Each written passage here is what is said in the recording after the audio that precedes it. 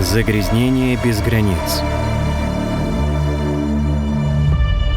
16 угольных электростанций на Западных Балканах выбрасывают больше диоксида серы, чем все 250 угольных электростанций Евросоюза. Старые, неэффективные тепловые электростанции, не соответствующие требованиям, проблема не только региональная. Загрязнение воздуха не знает границ. Угольные тепловые электростанции в Сербии, Боснии и Герцеговине, Черногории, Северной Македонии и Косово выбрасывают угрожающий высокий объем вредных веществ, которые разносятся ветрами гораздо дальше, чем можно увидеть. Наибольшие последствия в соседних Румынии, Венгрии, Болгарии, Греции, Италии и Хорватии, но загрязнение не щадит и более отдаленные страны, вроде Чехии, Австрии, Германии и Польши. Моя жизнь — катастрофа. Это не жизнь. Мы живы, но не живем. Мы понимаем, что шахты не вечны. В будущем их не будет. И в какой-то момент они, тепловые электростанции, должны закрыться. Реально? Если мы отключим тепловые электростанции, то сразу сможем все двигаться дальше. У вас есть счетчики? По диоксиду серы нет. Сейчас нет. Последние 10 лет мы миллиарды евро своим здоровьем платим за эту электроэнергию. Здесь уже нет жизни. Эй, люди! Сколько еще мы будем терпеть эти шум, песок, пыль, уголь? Нас просто отравляют каждый день, минуту за минутой.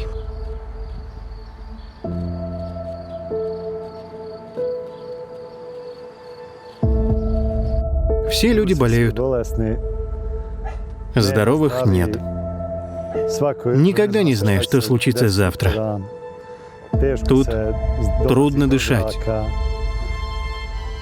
Жить между двумя кучами шлака и тепловой электростанции тяжело. Рак распространяется как вирус. У большинства людей рак. Одышка, слезятся глаза, проблемы с сердцем. Тут живут пациенты с хроническими болезнями легких. У новорожденных, когда им исполняется год, уже есть проблемы с дыханием. Начинается бронхит, после него астма. Во всех домах есть ингаляторы. Иначе ничего хорошего. Врачи ничего не могут сделать. Поэтому обычно люди обращаются к ним, когда уже поздно. А когда уже слишком поздно, их пожирает рак.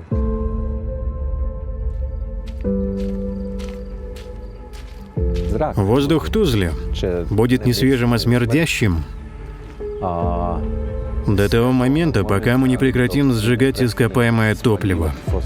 Пока мы этого не сделаем, будет загрязнение, убивающее людей. Сжигание ископаемого топлива и на тепловых электростанциях, и в частных домах негативно влияет на здоровье людей. По-простому говоря, убивает их. И требуется срочно что-то делать, чтобы это предотвратить. Наш первый анализ в 2013 году показал, что загрязнение воздуха только от теплоэлектростанции в Тузле обходится системе здравоохранения, экономики и в конечном итоге жителям Боснии и Герцеговины в 99 миллионов евро в год. Я начал работать в угольной промышленности в 2004 году. У нас действительно старая семья горняков. Мой отец работал шахтером 40 лет. Сейчас он на пенсии, у него 3 брата. Мои дяди, они тоже шахтеры. И 2 сыновей тоже шахтеры. Шахтер и мой брат. Мы все работаем в одной компании.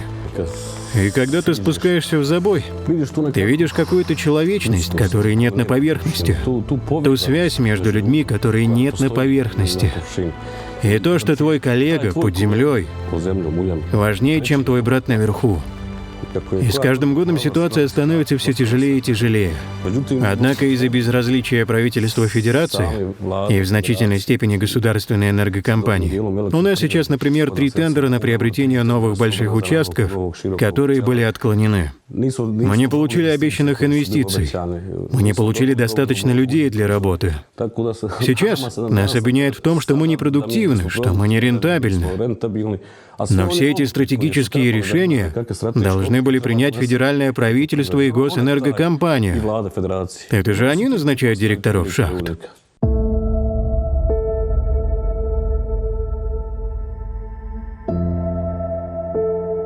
Никто вообще не хочет разговаривать.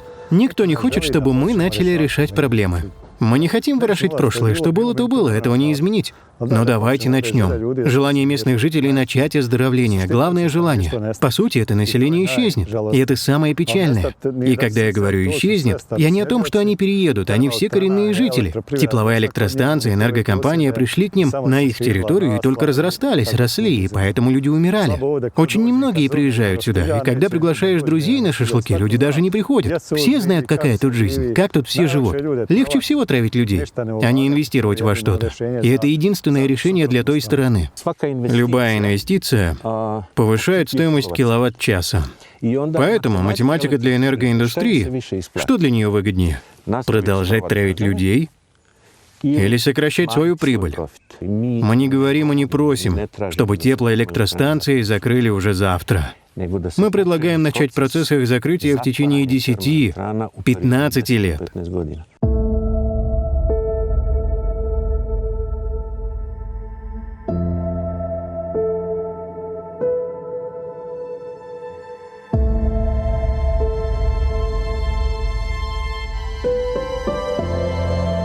Что мы просим у государственной энергокомпании и у политиков, а это те же требования, это перестать лгать народу, и особенно шахтерам, людям, работающим в этом секторе, и сказать им правду.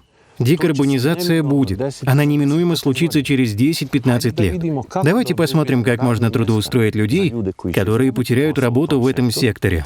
Эти планы, если они есть, нам не представляли. Мы знаем, что у шахт нет вечного будущего. И что в какой-то момент их и сами теплоэлектростанции надо будет закрывать.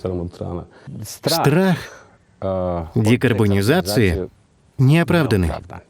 Я считаю, неоправданный. И этот страх, на самом деле, последствие политики, проводимой энергоиндустрией, то есть политиками, управляющими нашей страной. Потому что при декарбонизации они теряют монополию на производство электроэнергии. Нам нужна четкая стратегия. До какого года шахта будет открыта? Какой блок и какой теплоэлектростанции будет работать? У нас ее нет. Есть только подписанная декарбонизация к 2050 году. А это просто слова на бумаге. Не знаю, что еще мы выполнили из того, о чем просил нас Евросоюз. Мне кажется, мы не по своей воле, а из необходимости. Еще долгое время будем обречены на шахты и тепловые электростанции. Шахтеры понимают, что декарбонизация должна наступить. И для них самое тяжелое — это неизвестность. Есть у нас будущее или у нас его нет?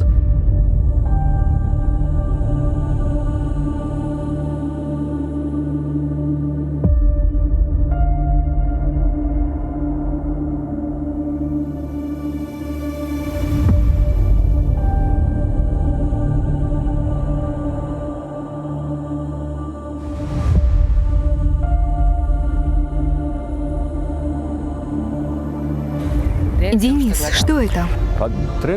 Мы на отвале шлака из золы тепловой электростанции Тузлы. Это единственная действующая свалка шлака и золы, куда теплоэлектростанция сбрасывает все отходы производства, сжигания угля. Красивый голубой цвет, что вы видите, вследствие химикатов и тяжелых металлов, обнаруженных в этой воде. Они смешивают воду и шлак и сбрасывают сюда золу. Вон там находится уголь. Сейчас вода рециркулируется. А еще лет 5 назад отходы сбрасывались прямо в реку. И тем самым они убивали все живое. Вот мы видим, как это действует на растения. В этой воде нет ничего живого.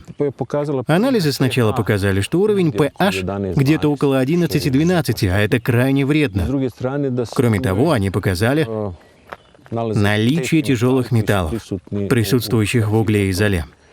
Проблема в том, что нет никаких защитных материалов, предотвращавших бы попадание этой воды в подземные воды и их загрязнение. Что нужно было сделать? Во-первых, отгородить долину, которую они перекрыли, или непроницаемой глиной, или геотекстилем. Они предотвратили бы попадание воды в подземные воды. и либо рециклировать эту воду, либо очищать ее перед сбросом в природу. И они этого не делают, как не делали 50 или 60 лет, что работает эта электростанция.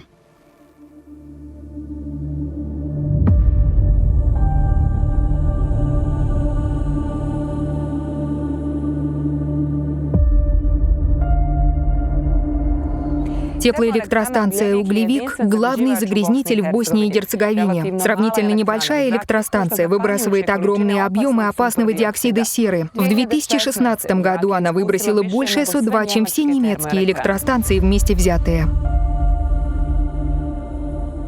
Звездан, ты помнишь, как мы перешли от старого углевика к новому?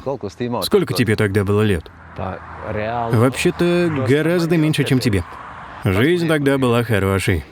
Да, может, мы все идеализируем, потому что были моложе. Или, по крайней мере, мы были детьми, а ты нет. Да, у нас всего было меньше, но мы были довольны. Это точно. Сейчас неизвестность в том, как долго это будет продолжаться. Ходят разговоры, что энергетические объекты, такие как теплоэлектростанции, могут закрыть. Но я думаю, что я до этого не доживу. Не знаю, как ты. Я не уверен. Не знаю, заметил ли ты, что большое количество людей из Углевика уже покупает квартиру в Биелине и переезжают туда. Кажется, в городке Углевик тоже нет особых успехов. Шахты все приближаются, и многие в городке несчастливы.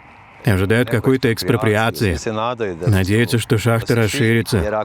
Поскольку если электростанция закроется, в Углевике не будет никаких перспектив. А почему не будет перспектив? Потому что почти за 40 лет мы не построили никаких новых электростанций, чтобы люди могли оставаться, иметь работу, жить здесь, работать. Если станцию закроют, мы все сразу же уедем. Уголь в углевике содержит где-то 4-5% серы. И этот уголь — один из 2 шахт и бассейнов в Европе с самым высоким содержанием серы. В 2009 году мы заключили договор с японским банком о финансировании проекта по защите окружающей среды. И смогли завершить этот проект в 2020-м, запустить в пробную эксплуатацию. И в 2021-м получить разрешение на его использование. До десульфурации количество диоксида серы было 20 тысяч миллиграммов на кубический метр. А сейчас 200, то есть только 1%. Она действует постоянно? Процесс десульфурации не применялся в основном из-за получения разрешения на применение. К сожалению, 2022 год был таким, что просто из-за гидрологических проблем и недостатка воды возник большой дефицит электричества. И когда мы запустили процесс десульфурации, у нас возникло снижение производства примерно на 11 мегаватт в час. Энергетическая компания просто не могла такого допустить.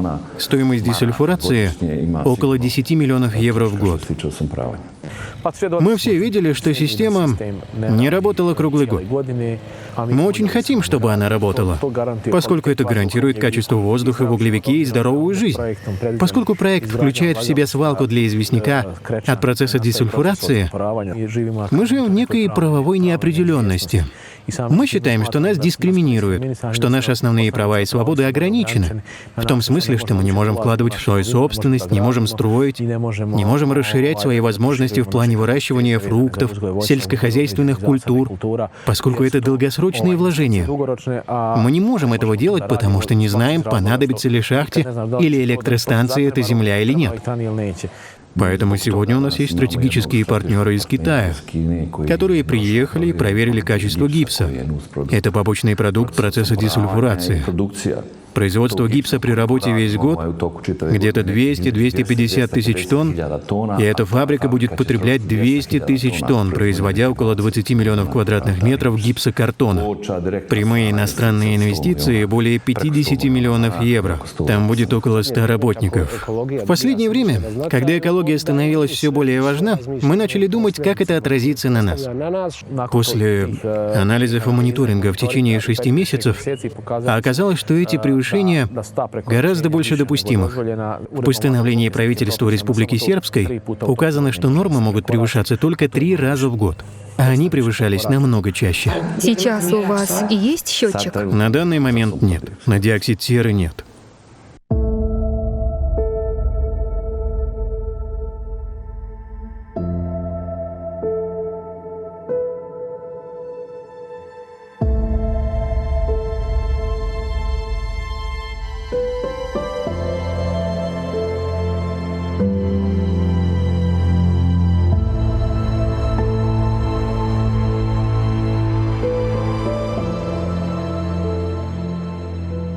Почему дымовая труба должна быть высотой 305 метров? Именно из этих выбросов диоксида серы. Направление ветров такое, что некоторые другие страны, например, Венгрия, ощущают такую концентрацию, поэтому нам пришлось это сделать.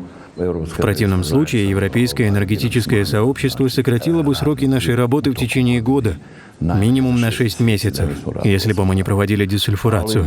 Но мы должны всеми силами этому противостоять, поскольку жизни 8000 сотрудников в Углевике напрямую зависит от шахты электростанции. Это вопрос существования нашего муниципалитета и региона.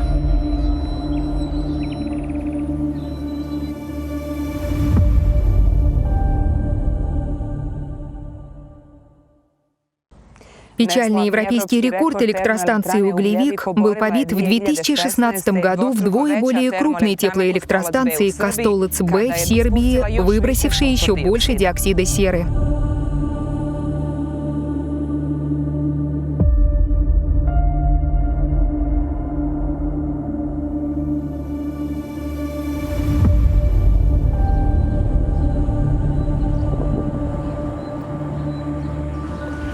Моя мать умерла от астмы.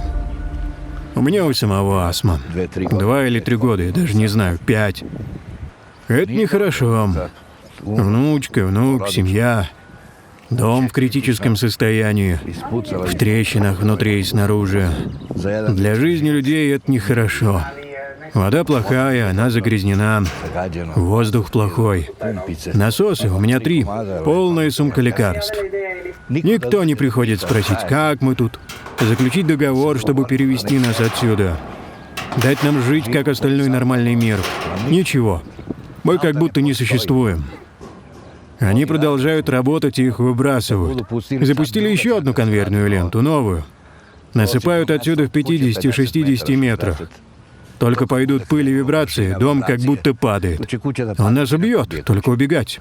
Я просто в страхе. У меня маленькая внучка, внук 18 лет. Тут у многих людей астма. Воздух загрязнен. Ночью еще сильнее, когда все спокойно, выпускают какой-то газ. Вонь такая, что невозможно. Днем нет, но ночью они что-то выпускают. Не знаю что. Это плохо, условий 0. После запуска десульфурации стало лучше? Она всегда работает? Тут воняет, пыль. Вот свалка золы. Там уголь, 1000 тонн, миллионы. Второй конвейер, грязь от пыли. Тут все загрязнено. Вытираем пластмассовый столик во дворе. Утром он весь в пыли. Что мне еще сказать? Дерьмо и пожаривать. Мы все это знаем. Все, кому надо, знают. Но люди боятся. Многие же там на станции работают. И даже когда мы говорим с людьми по-человечески, никто нас не слушает. Здесь уже нет жизни. Нужно что-то делать для обычных людей, чтобы они жили нормальной жизнью. Вода плохо пахнет, она грязная. Они говорят, хорошая, можно пить.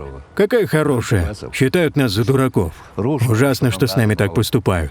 Вы сказали, что ночью тяжело. Как вы спите? Ты привыкаешь. Вонь, запах, шум. Но нет выбора. Ну что, сосед мой, нелегко нам. Вон она, гибельная электростанция. У нас нет условий для жизни. А как вам, когда дует ветер и поднимается пыль? Только мы знаем, каково это, когда тяжело дышать. Для меня это плохо, и особенно для моей семьи. Ни одна женщина и ни один мужик не набрались смелости сказать: «Эй, люди, сколько еще мы будем терпеть этот шум, или песок, или пыль, или уголь? Сколько еще терпеть?» Никто, конечно. Вот начало обваливаться здесь. Не помню, лет 10 назад. Цемент отваливается сам. Дом начал разваливаться с фундамента. В него нет уже смысла вкладываться. На крыше пошли трещины, куски отваливаются. Я боюсь, все упадет на детей. Когда здесь отвалится, упадет вся опора. У нас нет чистой воды. У нас нет ничего здорового. Была бы вода чистая, зачем бы мы ходили в соседнюю деревню за питьевой водой? Эту вы не пьете? Нет, никогда. Вот здесь я спала. Тут пошла трещина. Трещина в потолке. Вот здесь. Отсюда не видно. Но когда я сюда подхожу, я вижу огороды во дворе.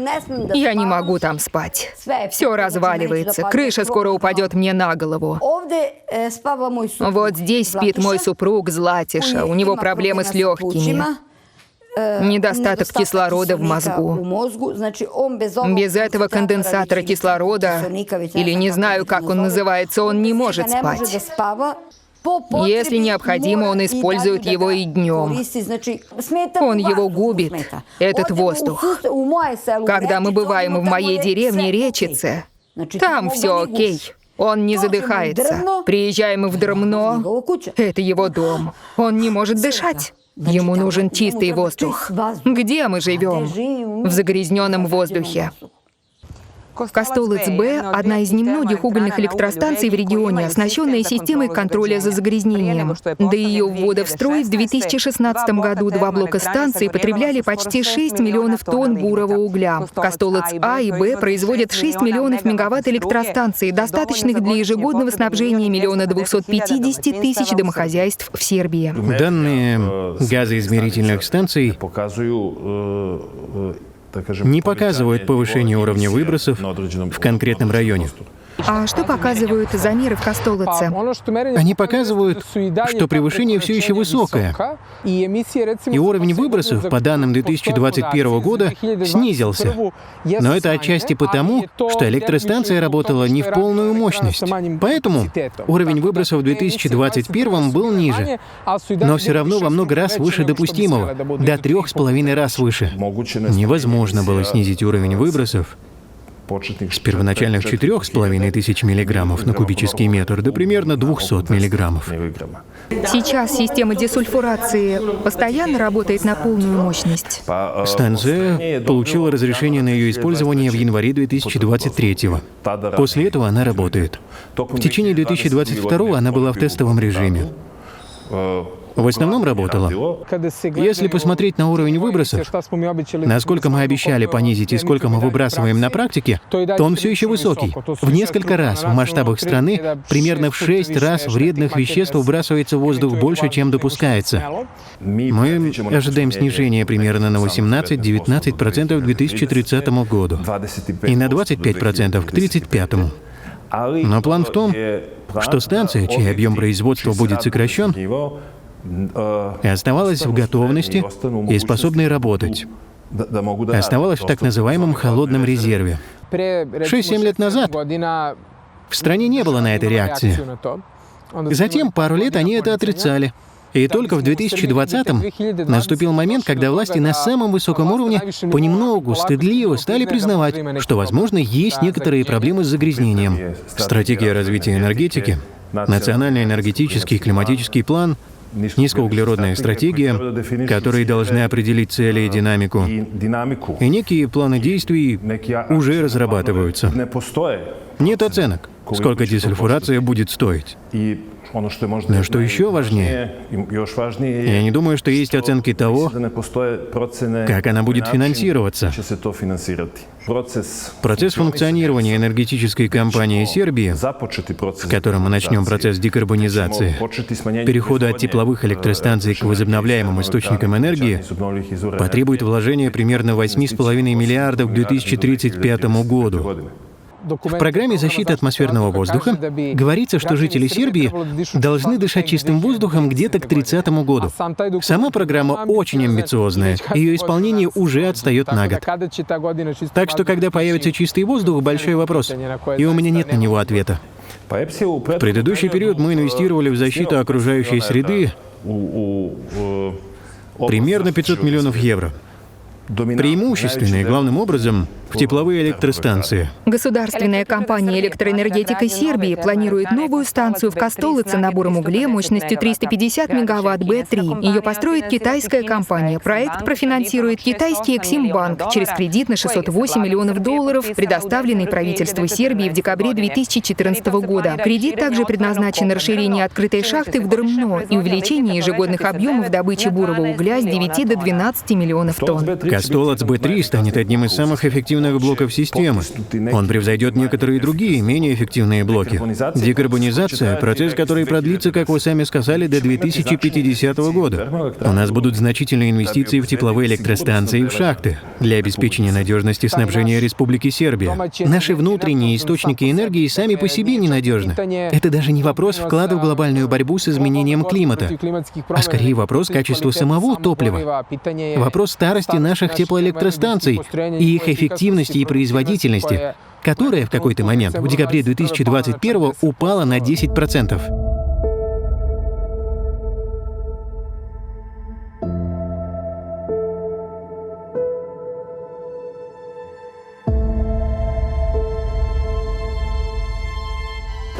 Ожидалось, что две угольные электростанции в Сербии снизят объемы выброса загрязняющих веществ более чем на 80%, но объемы выброса СО2 даже выросли за последние 10 лет на 16%. Причина остается неизвестной. Министерство энергетики Сербии отказало в согласованном ранее интервью в Белграде. У нас нет информации о том, что Румыния жаловалась на негативное влияние теплоэлектростанции в Костолоце.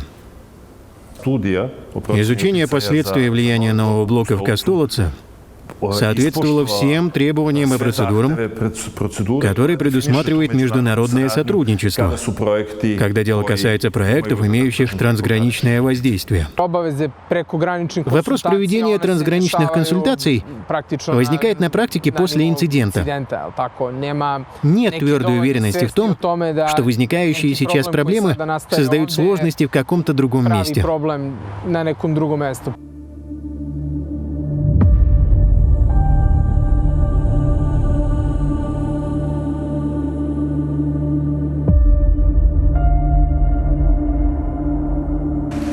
Загрязнению со стороны Западных Балкан в наибольшей степени подвержены страны Евросоюза, делящие с этим регионом границы. Зачастую это те же страны, которые не смогли соответствовать стандартам чистого воздуха, что еще сильнее затрудняет проведение политики по борьбе с загрязнением.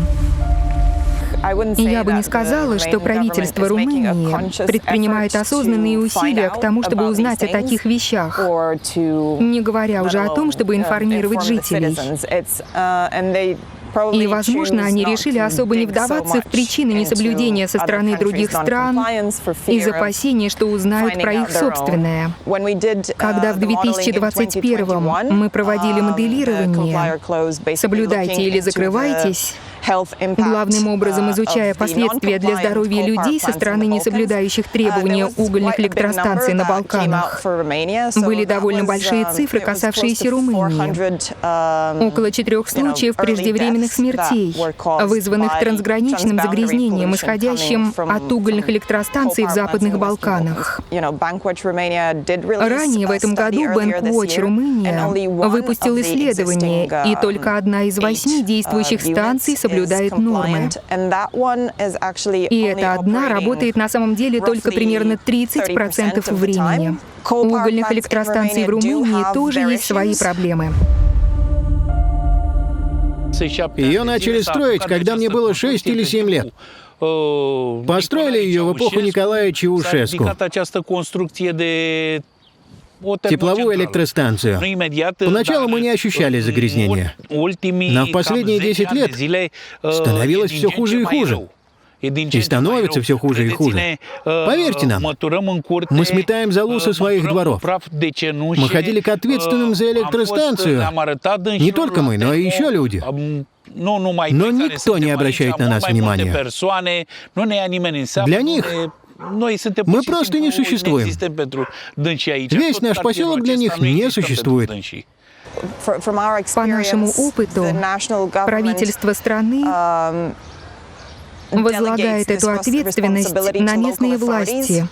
И потом начинается такой пинг-понг между местными и центральными властями. И это хуже всего для положения местных жителей, которым приходится расплачиваться. В какой-то момент, когда мы потребовали более чистый воздух для наших детей, наших семей, наших домов, нас обвинили в том, что мы хотим закрытия угольной электростанции. Это электростанция. Это абсолютно не так. Нас интересует только одно — изменение технологии.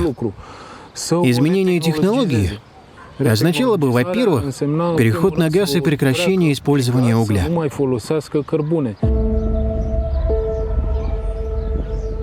Они знали, что загрязнение идет в Румынию еще из Западных Балкан. Оно усиливает то, что уже есть. Нет, мы об этом не знали. Загрязнение, которое есть тут, нам достаточно.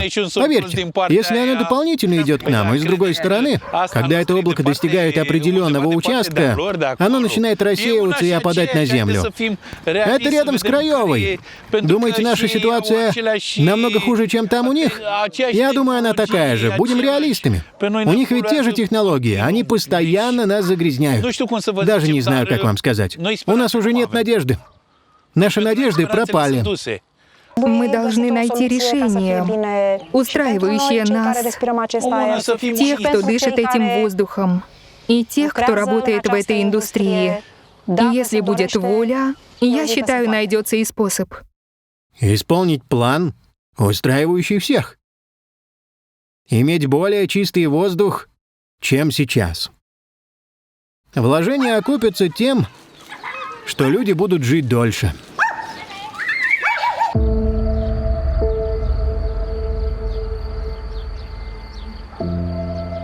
Мы живем с надеждой, что когда-нибудь кто-то тоже нам поможет.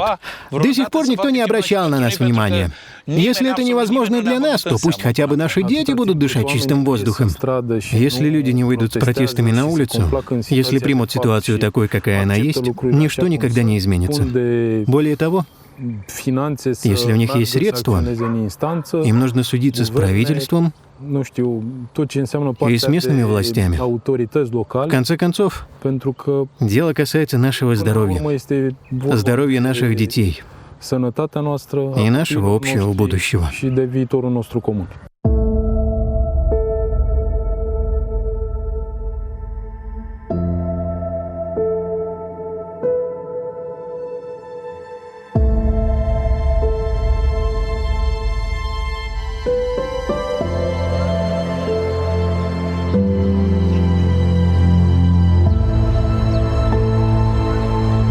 Когда дует ветер, он уносит дым туда. Это значит, с ними тоже нужно что-то делать. Они такие же люди, как и мы. Мы не можем остановить природу в ее проявлениях. Ветер дует, вот и все.